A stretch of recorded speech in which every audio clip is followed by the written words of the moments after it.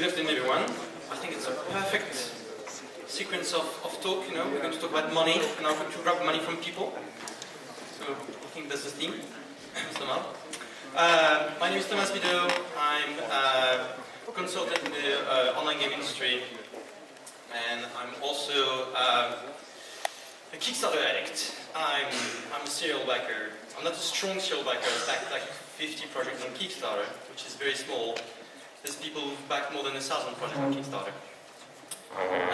But I'm obsessed with Kickstarter. I'm very interested in the topic and interested on how it can help, you know, getting finance into the ecosystem of the game industry, the video game industry specifically.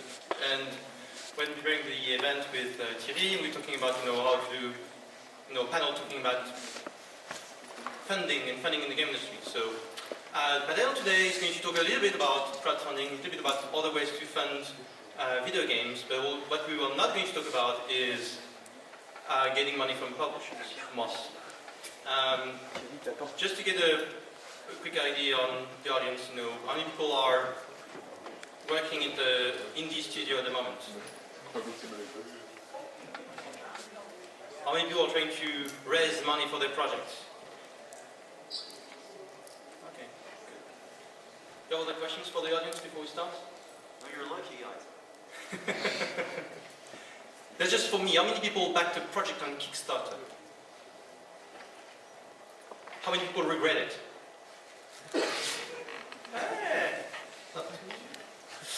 Okay, we'll just go do a round of introduction for the different panelists we have today. So if you just grab the mics, we'll go from, you know, the closest to me to the furthest. So we'll start with Michel. Is you okay? Oh, yeah. Okay. Hi. So my name is Michel, and my studio is called Mando. I have an experience in alternative funding by co-production. I'm also starting a first Kickstarter campaign, and well, mostly willing to interact with you guys. Hi everyone, my name is Djamil Kemal. I am at Latest Numeric. We've been in this industry for many years, and some of you that we do games, but we also are a digital agencies that are used to working with companies in different ways than just publishers. And we also had a recent experience of Kickstarter, so something that we also might talk about. We're advocating for transmedia and working with TVs and very, very different kinds of companies to raise money. Hello, my name is Noirin. I'm a founder and at Revolution Software, and also the executive producer at Revolution for the Broken Sword series of games. We're currently working on our latest Broken Sword title, which we undertook a Kickstarter project this time last year, and were successful with to raise some funds to complete the game. And I'll hopefully talk a little bit about that later. We set the company up in 1990, so we have also funded our games through publishing deals, which we don't want to talk about today, but just to give you, to put it into context. So we have raised funds by various other means as well throughout the 20-odd years we've been in business.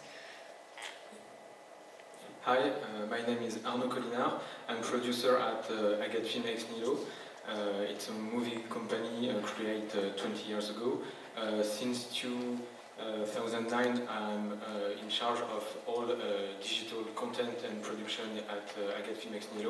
And this year we produced our first video game named Tide Rider with the TV channel Arte. Now, just to give you some context, we can talk about deal with publishers when comparing them with, you know, alternative way of finance games. I think that's fair enough.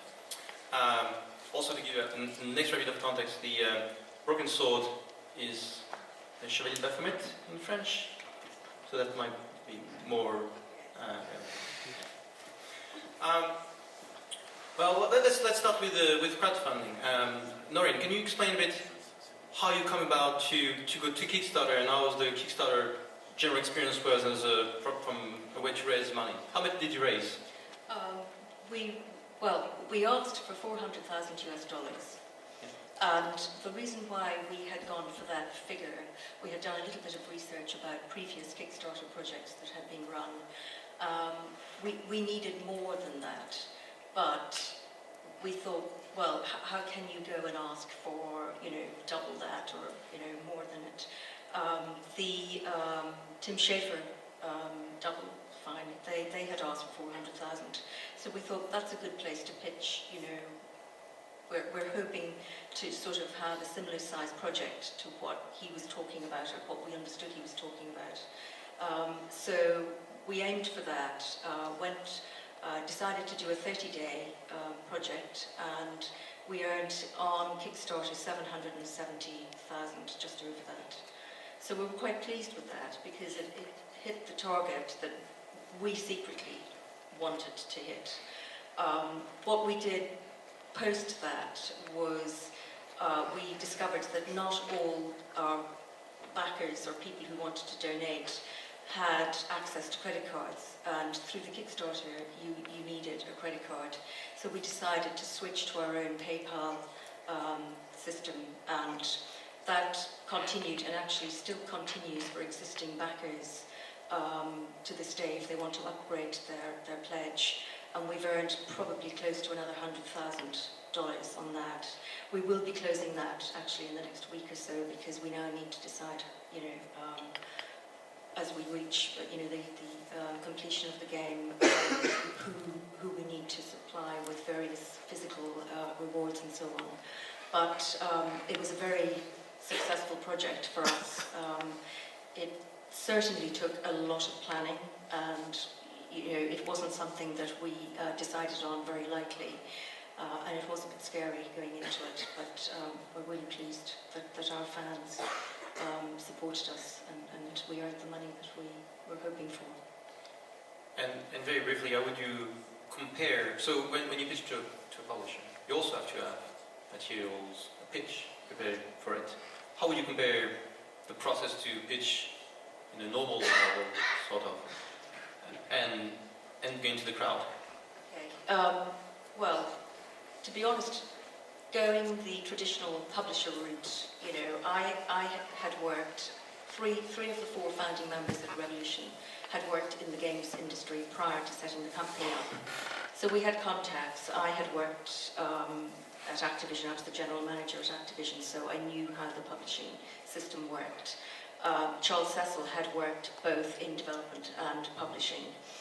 And the third guy was a self-taught programmer who had pitched to publishers in the past. So we had quite a lot of experience in that department and had the contacts. So for us it was just getting a concept together with some visuals and pitching it to publishers who knew us. So in some ways it was easier, because crowdfunding, we knew we had a fan base, we didn't know who they were, we weren't in communication with them, and it was really scary, because we're not asking them to buy our completed game this time, we're asking them to help us, to fund the project to completion. And actually that was a really scary prospect for us. So what we decided was that we would show them what we had already been working on. It was more than what we would have shown a publisher. We had been working on the game for over a year when we went to Kickstarter, and we had quite a bit of, we had more than a vertical slice. So, seeing that, it was important for us to communicate to them that we had already invested quite a substantial amount of money in the making of the game, and that really we were asking them just to fund a tiny part of that completion. Thank you. Maybe Djamil, can you explain your experience with Kickstarter? Yes, I think that's very, very, very interesting, basically, to hear you, because we launched basically not just one, but two Kickstarter campaigns. Both of them failed. But there's something that really makes sense with what you say. And the game was, it's still called Tacky Journey. And contrarily to you, we didn't launch the campaign after 1 year of work. We just launched it very early in the development. And one of the comment that we heard a lot during the campaign and after. And when I say a lot, I mean that we received something like 600 emails and messages on our Facebook account telling us was basically like, we don't want to see you talking about the game, we want to see the game. I really do believe that with Kickstarter, it's not about funding concept, it's about funding something that actually works, or that people can really identify as something very concrete, practical, with a demo basically. And and all people I've talked with have the same kind of feedback. I think you agree with me on that. Definitely. So your two campaigns didn't manage to reach their objective. How does it make you feel about this specific method of funding in terms of the experience? We're really happy and glad. No, the truth is that when you're talking about raising money, it's not just about raising money. A Kickstarter campaign is a lot of work. It's a lot of work before, because you've got to build your audience. You've got to give food to your community, and that's a lot of work. You need to have a team working with you on that. But there's something at the end that we did not realize when we launched it, and that we have now taken into account. It's that Kickstarter is not only about raising money, it's also a great tool in terms of community management. It's the first time, for instance, that we do have direct feedback of possible customers. Usually when we work with traditional marketing, even on Facebook, for instance, just to give you an example, on Facebook we had currently more than 20,000 fans.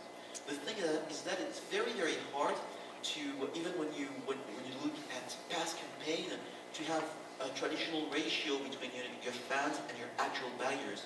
And what we really liked, and it's still the case with T-shirts, and then it went right up to,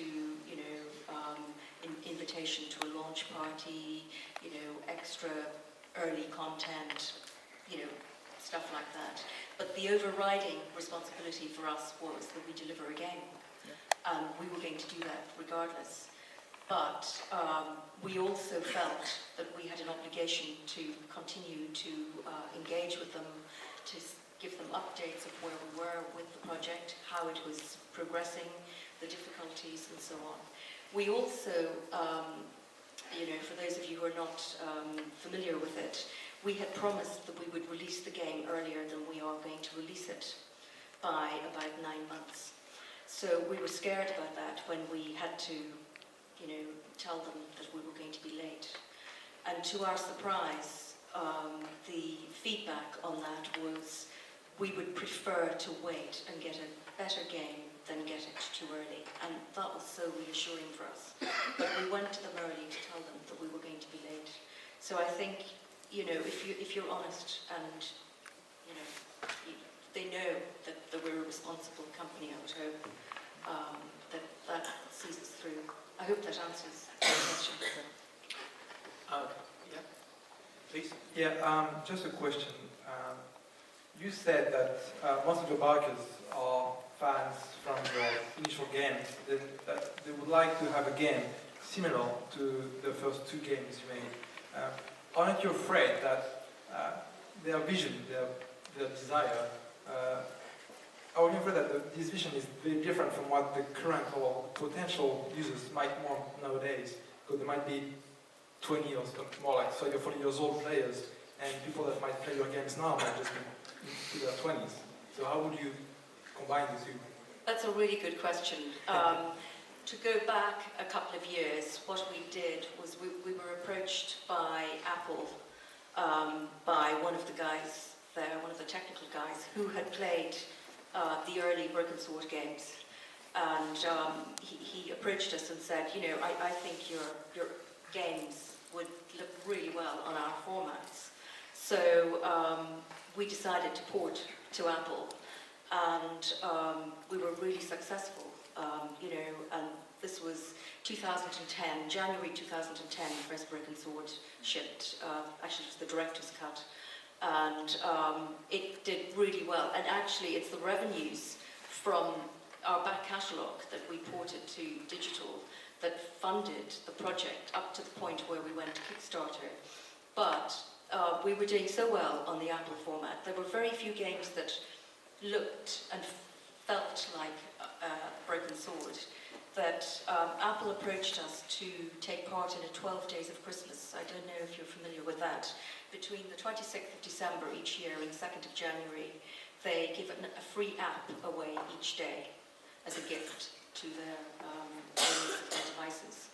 And it can be a music track, it can be a film, it can be a game. So on the 2nd of January 2011, Broken Sword Director's Cut was offered free. So we were thrilled to be given the opportunity to do this. We saw it as a marketing exercise. And 2.5 million people downloaded Broken Sword Director's Cut. In the December, the next Broken Sword 2 went on the 12 days, and again it was about 1.5 million people. But it was for a smaller audience base. I think it was the UK only in Ireland. So we knew that we still had a following, because those games were the original 2D, style, graphic style, same story.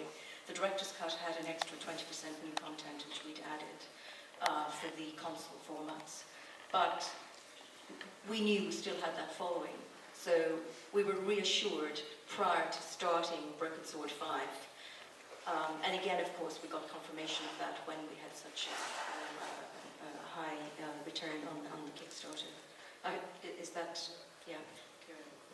One last question from the audience. Someone? Yeah, lady. Hi, I've got a question maybe more specifically to Djamil and Noirin. I'm currently launching a Kickstarter for my company, Blisoft, and I wanted to know if you had any guess regarding seasonality. Is there a best time of the week when it's better to launch a campaign and better to end it? And did you see any seasonality within the backers?